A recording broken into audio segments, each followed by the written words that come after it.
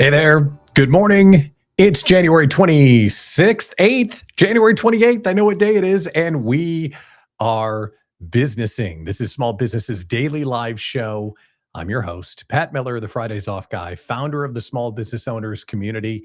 Awesome to see you this morning. Sponsored by Genhead and Enji because they're incredible. And I'm glad you're here. Drop into the chat and tell us who you are, what you do. Put in a link to your business because in a moment, we're going to call somebody up on screen and give them a big fat piece of publicity. It's called the Small Business Showcase, and I'd love to show off your epicness. On the show today, this is like a 4-alarm fire.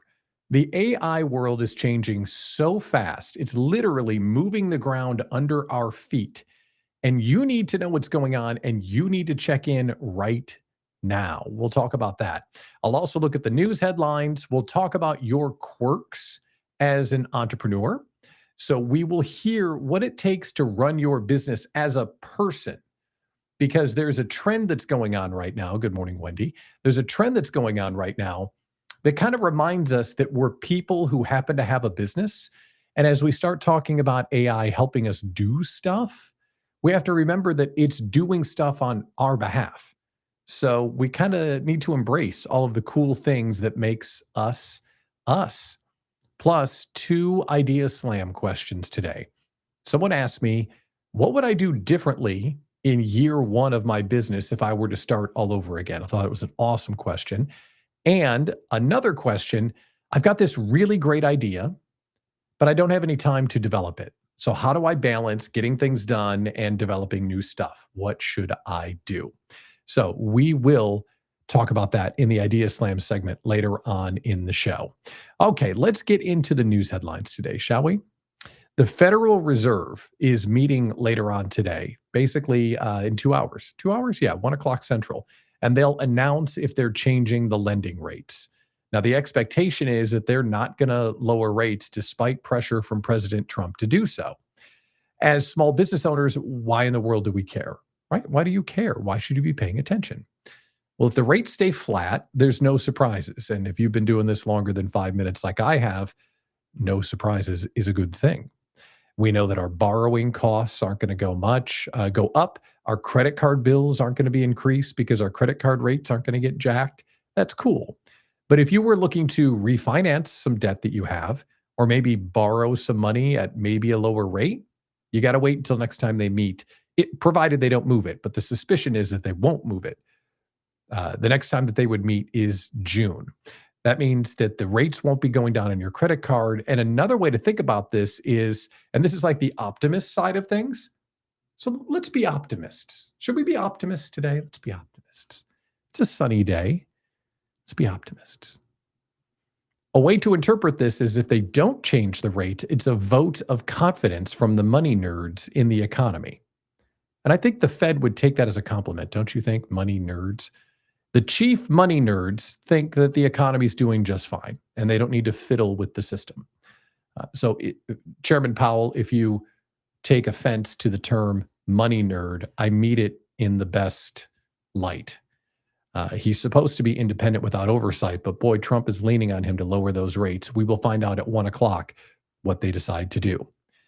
Okay. New overnight. Things are getting a little weird in Minneapolis. So Tom Homan, the border czar, was sent there. He's met with the governor and the mayor, and they're trying to smooth things over. And then last night at a town hall, Representative Ilhan Omar was sprayed with an unknown substance from someone that was sitting in the room. And the guy that did it was sitting right in the front row. He just popped up and he sprayed her with something. We don't know what it was. She finished the town hall speech. But just things are continuing to get weird in Minnesota. I'm sharing, not because there's something for you to do about it. I just want you to know. So that is happening. New today, new this morning, FreshBooks. You know the company FreshBooks? FreshBooks has dropped their State of Small Business survey. It was released this morning, at 8 o'clock. And they surveyed 750 respondents. So I want to share a few findings from what they found. And I'm going to pull the curtain back on something that they found that will no longer be an issue before the end of 26, maybe even in the next 6 months. So there's something that's currently a big deal that won't be a big deal very, very soon. So overall, the headline is, according to the FreshBooks survey, they surveyed 750 people. According to the survey, Businesses are doing fine. 76% of those that surveyed said that they're happy with their current business situation despite the weirdness in the economy. That's the big headline. So 3/4 of us doing just fine. And don't you feel like that's kind of how it is? Some folks are having a hard go of it, but overall it just feels kind of eh, fine. It's fine. It's kind of what it feels like to me. When asked what is their biggest challenge, 47% said finding new customers is harder than ever, making it the top growth challenge. And this is the second year in a row that has been the top growth challenge. So that doesn't surprise me. As much as people complain about the economy and the inflation and tariffs, it just seems like we're all just kind of getting on with it. And getting new customers, that's not a surprise either. That is going to be the number one challenge till the end of time for small businesses. I mean, don't you think? If you ask a small business owner, what do you need? They're going to say more customers. If you ask a dog, what does it want? Food. It's just, that's what small business owners say. I need more customers. So those two things don't surprise me. The third thing doesn't surprise me, but this is the thing that's going to absolutely change in 26. So the survey said, like, what's the game show? Family Feud. Survey said that flexibility and work-life balance got harder in 25. Okay. Now, I don't know. It was like 47% said it got harder to have work-life balance in 2025. Now, I'm curious, does that resonate with you? Drop in the chat if that resonates with you. Does it feel harder to have work-life balance now than it did before? Or does it feel easier? Open to your opinions. Would love to showcase you here on the show. Because again, this is a conversation. You and me, we're talking here. Daily live meeting for small business owners like you. So I could just be sitting here talking to myself, but no, I want to talk with you, which means you need to put an emphasis on commenting in the chat. I think this is the last year where work-life balance is really going to be an issue, because it's not going to be long until we're not really worried about a lot of the to-dos in our business.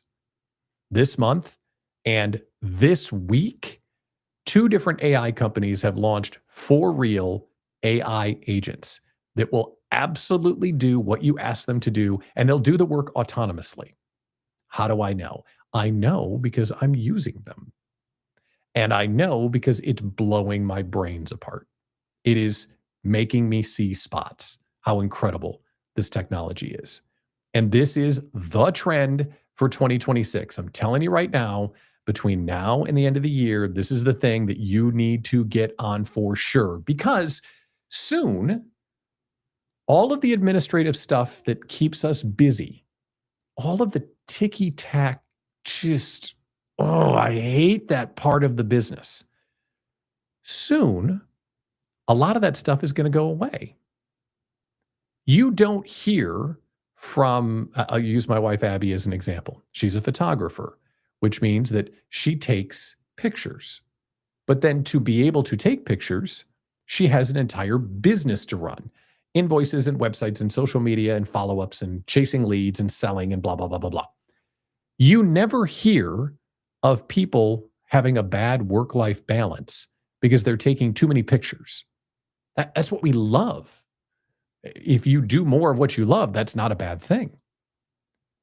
But we're all going to be able to work less on the stuff we hate and more on the stuff that we love. And I think a lot of you are going to join the Fridays Off family before the end of the year, because your productivity is just going to explode, absolutely explode. So we are going to shift to being too busy to what I think the new normal is going to be. Now, again, I need my tinfoil hat conspiracy hat, which is downstairs. I should just bring it up here so you can see the hat that I'm talking about. But I actually have a hat that I put on when I'm being a conspiracy theorist. But here's the conspiracy theory. Soon, 90 days, 6 months, maybe a year from now, this will flip from being a work-life balance issue to almost an identity crisis for some small business owners. Because it won't be long till work-life balance is pretty much solved when you do what I started doing the last week. I have a 3-minute meeting with my agent in the morning. Hey, I got to do this. I got to do this. I got to do this. I got to do this. Hey, can you chew on that stuff? I'm going to go take a shower and start my day. And I come back and half of the busy work is done or nearly done. And I just need to cut and paste. Now, if you think that is Marty McFly futuristic stuff, I'm telling you, it's not. I did it this morning. So the work that makes our company go, it's on its way to nearly zero. So I'm telling you, this spring, this summer, your time is going to you're going to have a lot more time. So it's no longer a question of when the AI agents get here. They're here. They are here right damn now. I'm using them. I haven't named it yet. I need to name them. Got to come up with a good name. It's like a pet, right? You got to give your dog a good name. It's got to be yellable. That's the good dog test name. You can't name a dog if it's not a yellable name. So I got to name my AI agents. Oh, we'll do that at another time. Do you have a name for your AI agent? Let me know. I'd love to hear it. So the question will soon be, what am I going to sell? Not how am I going to get it all done? What am I going to sell? And if you're still vibing with me, I'm sharing this information because I'm actually a little nervous, especially for service-oriented businesses.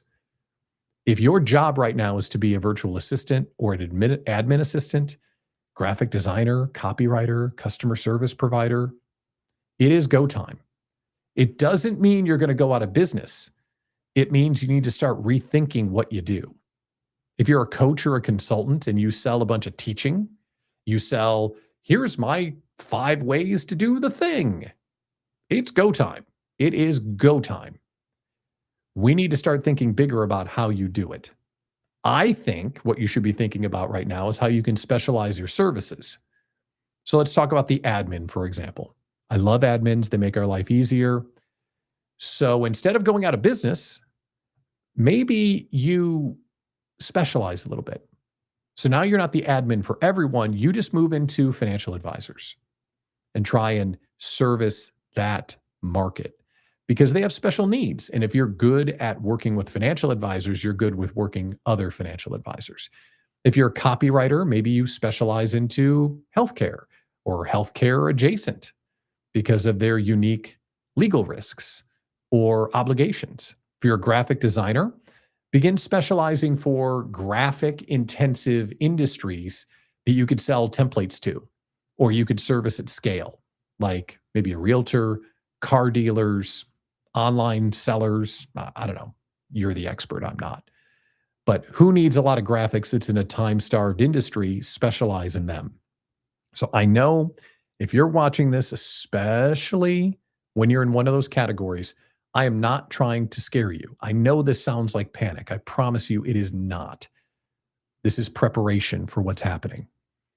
Because the defense we've had for the last 2 years, I gave my first talk on ChatGPT in the spring of 2023, and we've been saying, agents are coming, agents are coming, agents are coming. Agents are here. And the defense that we've had this whole time, and I've heard it 1,000 times, especially from copywriters and people like that. Well, yeah, I mean, AI can write copy, but it sucks. I'm good at this. They suck. It used to be that way, but it's getting more and more not like that. And if I were you, I would not bet my future on it. So again, I am not trying to scare you or be provocative. I'm telling you for your own good. You need to start thinking about this stuff today, not tomorrow, today, because it's here and the world is shifting underneath our feet. I don't want you to be left behind. I want you to be here. I want you to build a thriving business. I want you to join the Fridays Off family so you only work 4 days a week. I want you to win. That's why I'm sharing it. So hopefully you can get off your backside and start thinking about it. Wendy shares something really important about naming an AI or naming a dog. The best names are 2 syllables for yelling. That's non-scientific, but it's true. You're absolutely right on that. Ivy the dog. Ivy! I mean, she knows she's in trouble when I yell her name, but Ivy the golden retriever dog, it's a perfect name. So yes, you have to have a 2-syllable name. And then like the affectionate name, you shorten to like 1 syllable. Like when you're being all cuddly with them, oh, Ive, I love, like, right? But IV means, ooh, quit digging in the backyard. It's a good thing you're cute, or I would have punted you to Nebraska by now. IV, 2 syllables. Thank you, Wendy, for the insight. Appreciate it. Our lead story today is about best practices and your quirky business habits. Have you seen this TikTok video? There's a TikTok video that's blown up to the moon, and it's about a young woman who started the year with a little jar full of buttons. And inside the jar, she put 365 buttons. And every day, she's moving one button to another jar. It's her reminder that every day is an opportunity. Okay, that's clever. Very cool. Well, the video went crazy. And I think the reason why the video went crazy is I don't feel like explaining it. It only needs to make sense to me. That's what it said on the screen while she talked about why this little habit was so fun for her. And I'm like, you know what? That's speaking to me today. That it doesn't need to make sense to anybody else. It needs to make sense to me. So if we think about what we do for a living, we are building our own business. We have our own best practices. Now, there are industry best practices that everybody follows. If you're a bookkeeper, if you do SEO, there's a right way and a wrong way. You got to do that stuff, to the book. But there's also an entire class of best practices for you and me as humans that happen to run a business. And we don't have to run the business like IBM. In fact, we're not. Because when you got up this morning, you had to make a very tough choice. Do I feel like businessing today? You don't have a boss. You had to decide, do I feel like businessing today? Okay. So to get yourself to business, we start managing our personality and our habits to get through the day, to make sure that we can make money and move forward. And I say this all the time. We have to Jedi mind trick ourselves. That's my Jedi motion. Jedi mind trick ourselves to get stuff done.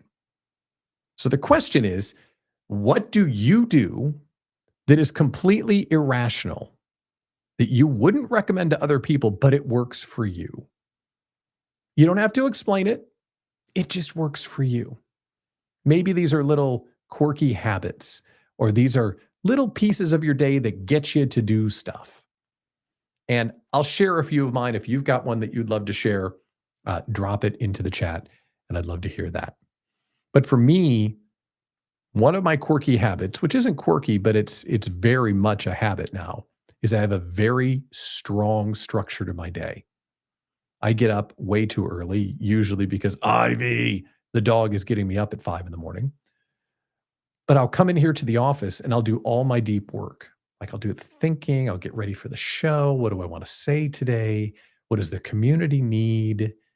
What am I building? Like all of that deep work I'll do till about 7:30. Then I go to the gym, leave the house, go to the gym. And then I come back and start my day. Finalize the show, do the show. So I have a very strong structure. It technically doesn't start my day until 10 o'clock, but that's the first thing that I do. The other thing that I do, and this is the Jedi mind trick part. This is so stupid, but the kids got me a Nespresso machine where you get the little home espresso. I mean, good coffee is just mandatory. There's just nothing like having good coffee on hand. And to me, that keeps me motivated because if I had crappy coffee, I wouldn't work at home. But with good coffee, okay.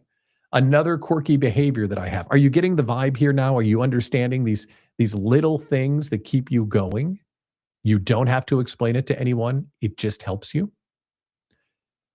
I don't have an email account on my phone. I took Gmail. I'm a Gmail guy. I took Gmail off my phone. The only time I put Gmail on is when I'm traveling. Why? When you run a business, especially out of the house, if your email is one click away, what do? You check it 80 times a day. I do. I did. Let's see if there's something new. Ooh, is there something new? Ooh, is there something new? Ooh, is there business in here? Ooh, let me press the slot machine and see if I can make some money. And I realized I'm always working.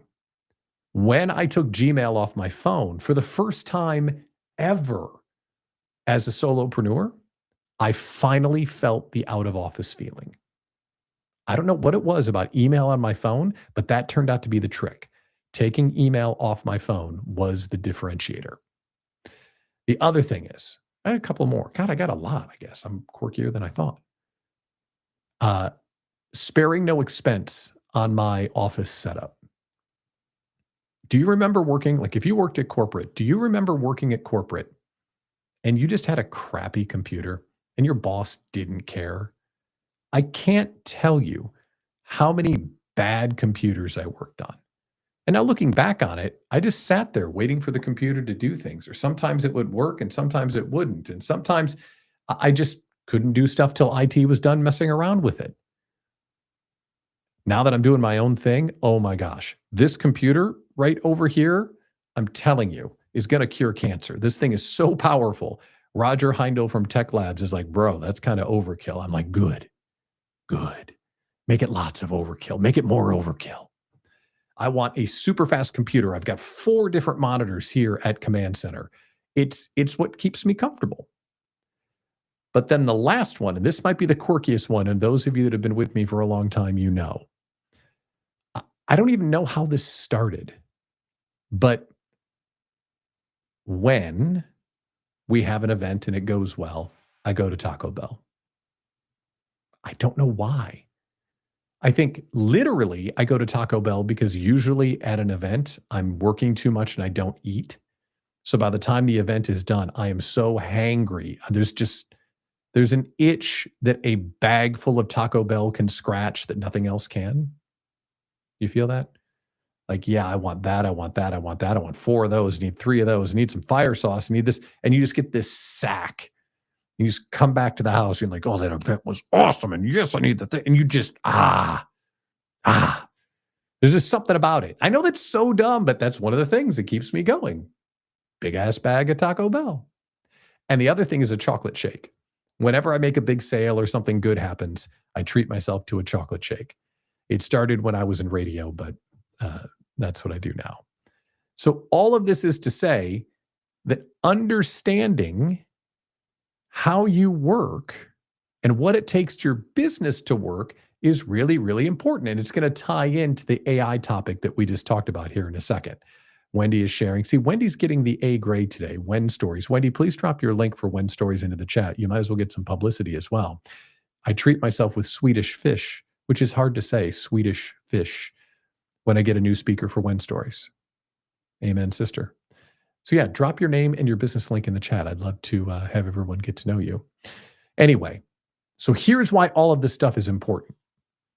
If we can get in touch with how we work and what's important to us and what we like and what we don't like, as I just mentioned with the AI agents coming, it is going to be important because it's not just that agents will do work for you. That's not it. It's having the agents do work for you in a way that you want it done.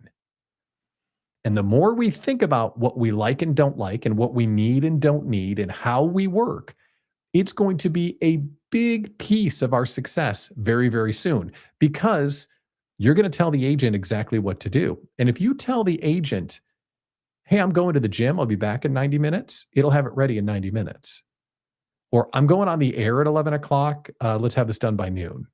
It'll get it done way faster than that. But you start building this relationship with the people and the robots that are doing your work. There you go, Wendy. Free publicity. Thank you so much. Congratulations on the When Stories success. Coming up, we're going to do the Idea Slam. Now, here's the thing about the Idea Slam. Can we talk about the Idea Slam? The Idea Slam is your opportunity to come on and talk about what's happening in the business. Like, what's the big project that you're working on? Everyone's got a big project. And when you're working on a big project or a big opportunity, there are things that are standing in the way that you need to accomplish, or something that isn't going quite right, or your most important product isn't really landing the way that you want. You come on the air, we talk about your big project, And then myself, along with the folks in the chat, we collaborate with one another about your big project. And I'll tell you, we will get more done for you than you think because feedback is a gift and perspective is everything. You know what to do, but you just can't see it because you're just too close to it right now. So when you come on the Idea Slam as my guest, we will collaborate on your business. You'll get a little bit of promotion. We'll solve your biggest problem. And it costs you $0. So what the heck? Because we don't have a guest today, I'm going to answer 2 questions I've been getting recently. The 2 questions today: what's one thing you wish you did differently in your first year of business? I've got answers. And then the other one is, I've got a great idea, but no time to work on it. What should I do? I want you to think about those questions and we will collaborate on them in just a minute. Businessing is sponsored by Genhead, scale systems, not chaos. Built for early stage businesses, Genhead systems, they're designed for founders and solopreneurs just like you. Those that lead lean teams who need real momentum, not complex tools that require a full-time operator. Everything is streamlined, practical, and easy to act on immediately. This one system, Gen Suite, will replace 10 disconnected tools. So instead of juggling your CRMs and automations and content and tools and follow-ups and all these other things, Genhead centralizes it all to one clear operating system. Less chaos, clearer data, better execution. Get it now, genhead.com. That's genhead.com. We use it here as well. It's a great piece of software. Thank you to Nikki and Pat and the team for being awesome. Okay, let's talk about the Idea Slam. It's time to go talk through those 2 different questions, and hopefully you're going to be on the air real soon. So click that link and get your time reserved for an upcoming episode. Here's the first question. What's one thing you wish you did differently in your first year in business? So this is going to be a chance for you to answer that question as well. What's one thing that you can do different, you would have done differently if you were to go back and do it all over again? Well, when I think back to what I did in year 1, I had no idea what I was doing. I had no clue what I was going to do, what I was going to sell, how much it cost, nothing. And I left as an executive at the radio station, started my own business, and the very first paying job I had was to make sales calls. I was selling a soccer game to businesses. So this soccer organizer hired me to call local businesses to say, would you like to sponsor the soccer match? And they gave me a list of 150 local businesses. And my job was to call, and it felt like hazing. Like getting through that made me realize, okay, I really wanted to start my own business. Because a lot of you, when you started, remember this? I don't want to sell. I don't want to be a slimy salesperson. All of a sudden, 2 weeks went by and I didn't get a paycheck. I was selling. Hell yeah, I'm selling. So looking back, what would I do differently? I would have embraced sales more. But the big thing I would have done differently, and this is the answer to the question, what would I have done differently? I would have said yes faster. We did a brainstorm yesterday, an Idea Slam for Enji. In fact, Taylor, thanks for having me. Appreciate it. And during the Idea Slam, the question that was on the table was all of this work that it takes to start a new business. When you think about starting a business, it's like a bottomless pit. Oh, I got to set up Google My Business. I have to have a website. I have to have all these different social media sites. I have to have my templates need to be perfect. My this, my that. Like we have a list of all this stuff, a bottomless pit of execution. And you can spend months messing around with all that crap. I did. I had Small Step Solutions. That's the name of my company. All figured out, beautiful logos, website, all of this strategy, I had all this stuff. And looking back on it, you don't need any of that. What you need is one paying client. That's it. You want to be a business? Go sell something. Go sell something. Go meet a person who has a problem you can solve and ask for their credit card. That's what I would have done differently if I were to start all over again. And it's what I encourage you to do. If you're sitting there drowning right now in a bunch of to-dos on your list to make things better, to kind of optimize stuff, you're hiding from selling. Stop it. Stop it. When this show is over, not until then, but when this show is over, can we just promise that you're going to like go make a couple sales calls? Because all of this other performative busyness, it's one of the big pieces of the Fridays off theory. We can't take Fridays off because we're too busy pretending that we're busy. No. If I were to start all over again, I would just go sell more stuff. And to you today, I don't care if you've been in business 1 day or 10 years, how much of your time is spent selling? And if the answer isn't a lot, that's not enough.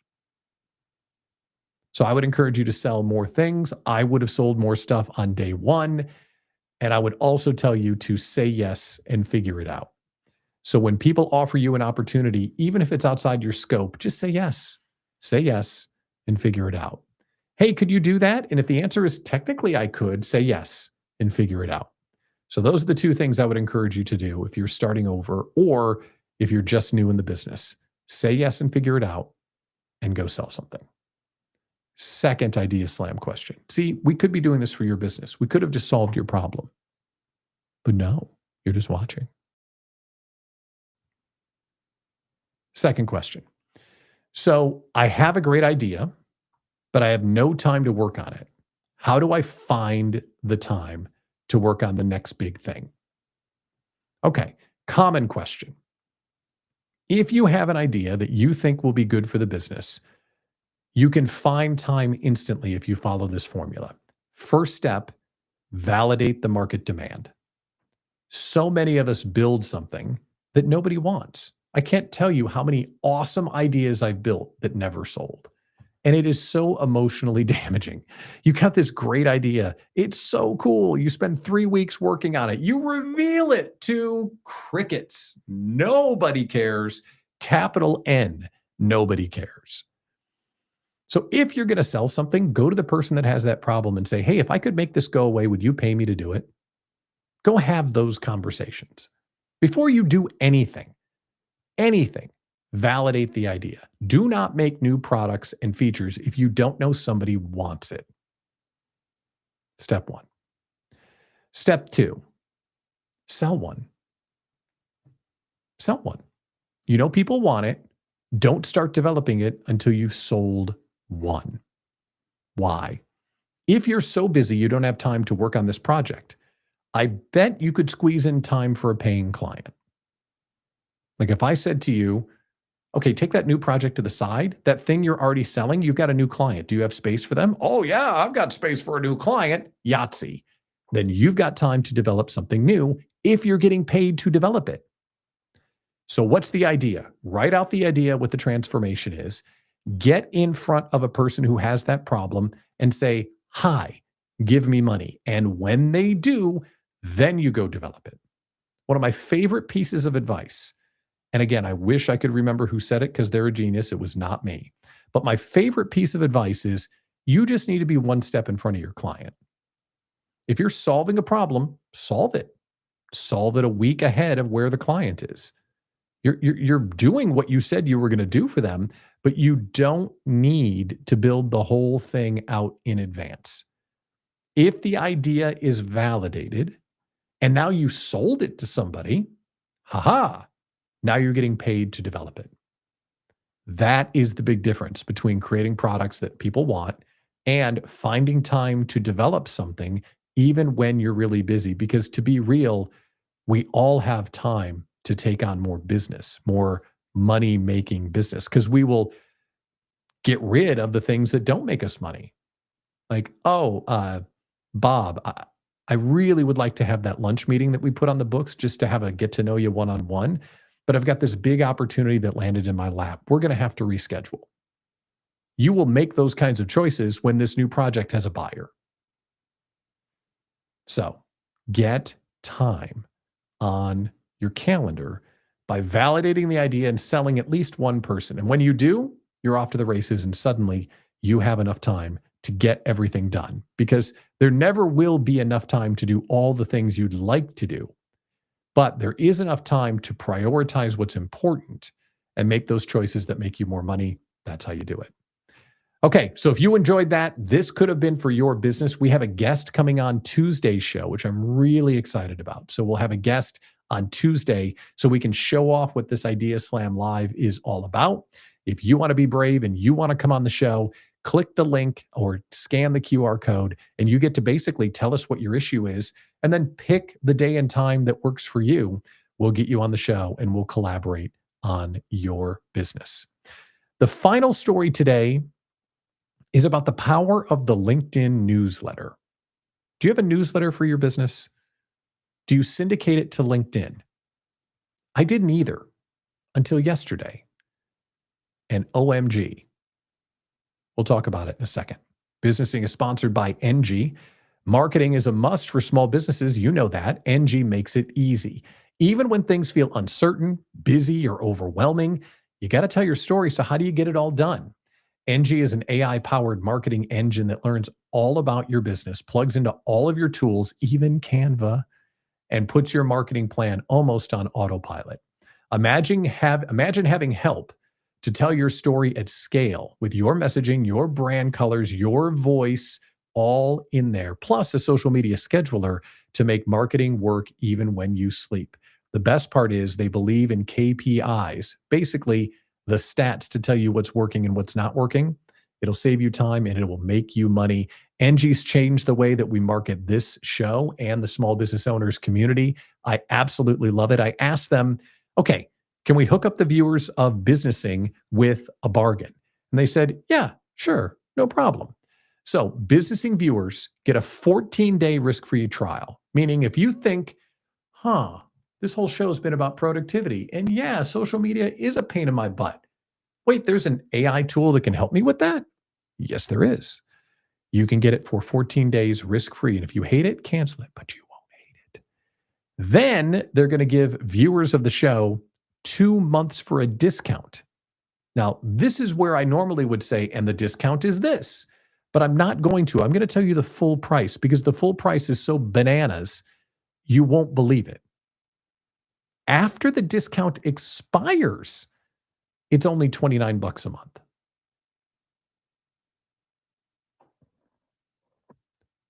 To solve your social media problem, $29 a month. It's ridiculous software. Enji.co/SBOC, Enji.co/SBOC. Enji solves the I do my own marketing problem. Check it out. I've heard a lot about LinkedIn newsletters, and I have thought to myself, I'm not going to do a LinkedIn newsletter. I've got my own newsletter. And if people want my newsletter, FridaysOffNewsletter.com. If people want my own newsletter, they can go to my website and they can sponsor the Beehive. Bah humbug. I'm not going to do it. That's how I felt. That was the narrative in my head. Yeah, I've heard about LinkedIn newsletters, not doing it. But I got a tip that they're really a thing. So yesterday, I spent a bunch of time tweaking my LinkedIn profile. And I thought, what the heck? I'll start a LinkedIn newsletter. And all I did was I took the Fridays Off newsletter and syndicated it to LinkedIn. Copied the content, pasted it here, announced that I now have a LinkedIn newsletter. And I thought, I'm doing the work. We'll slowly build the audience. We'll see what happens. Kind of what I thought. We'll see what happens. So I'm sitting here getting ready to do the show this morning. Beep, boop, beep, doing the show, blah, blah, blah. Check on LinkedIn. What's happening on LinkedIn? Okay, blah, blah, blah. Hey, I wonder if I got any subscribers to the newsletter yet. Boing, like cartoon eyeballs. I've got 344 subscribers already. What? Turns out, if you're a creator account, you have the newsletter option. And when you have a creator account, the people that are following you and have notifications turned on, I think it is, and people who interact a lot with your content, LinkedIn will auto subscribe them to your newsletter, which means when I post on the LinkedIn newsletter, all of those people are going to get a bell notification. Bing! Pat Miller said something smart. At least, I don't know if it says that, but I hope that's what you think when you get the notification. Bing! Smartness inbound. This is a thing. 344 people, and it's not been 24 hours. Okay, that's interesting. So if you are a newsletter person and you are not syndicating to LinkedIn, this is something that I'm going to be watching, and maybe it is a tip for you. Before we get out of here, I got to remind you of the small business owners community. This is the place where owners of companies, owners only, we don't let in salespeople, we don't let in directors of ops, only the business owners are getting together to find the transformation they need from community. What is that? Referrals, support, fast answers, celebration, people that understand the challenges you're going into. This is what the small business owners community is all about. Because if you go to your local networking event, you're not going to find a bunch of owners. But if you join this nationwide online community for entrepreneurs, you're going to have the right people around you to collaborate and grow together. This month, we're talking about how movement creates momentum towards our 2026 resolutions. You've got something important in the business. What are you doing to make sure those strategies come true? Where are you going for a free legal, accounting, and technology support hotlines? What about the Idea Slam that we just did? We're doing 2 of those a month inside the SBOC. And the best part is it's $9 a month. Right. So for the price of a cup of coffee, because I get mine fancy with an extra shot and the whip and all the stuff, for the price of a cup of coffee, you can have the right people around you all the time in our 24/7 online community. It's the small business owners community. Get it now, smallbusinesscommunity.com, or at the link right there, smallbusinesscommunity.com. Thanks for businessing with me today. I'm Pat Miller, the Fridays Off guy. We're sponsored, of course, by Enji and Genhead. Thank you so much for tuning in. And don't forget, like and subscribe and share this show with your network. If you do, and let me know that you did, I will do a share mail. I will send you a gift in the mail. It's a surprise, not telling you what it is. Not sure how long I can do this, but the best way to get this show to grow is to be referred through trusted networks. So if you enjoyed it, share the show, tell them they should check it out, and we will send you a gift in the mail. Now, this is the new daily habit for small business owners, and I'm so excited because this show goes to a Monday through Thursday daily schedule as of this Monday. So the next show will be Monday, February 2nd, and we will be on the air every single day, Monday through Thursday. I'm Pat Miller, the Fridays Off guy, founder of the Small Business Owners Community. It was so fun hanging out with you today. I hope you enjoyed the show. We'll see you right here on Monday at 11 a.m. Central. Take care.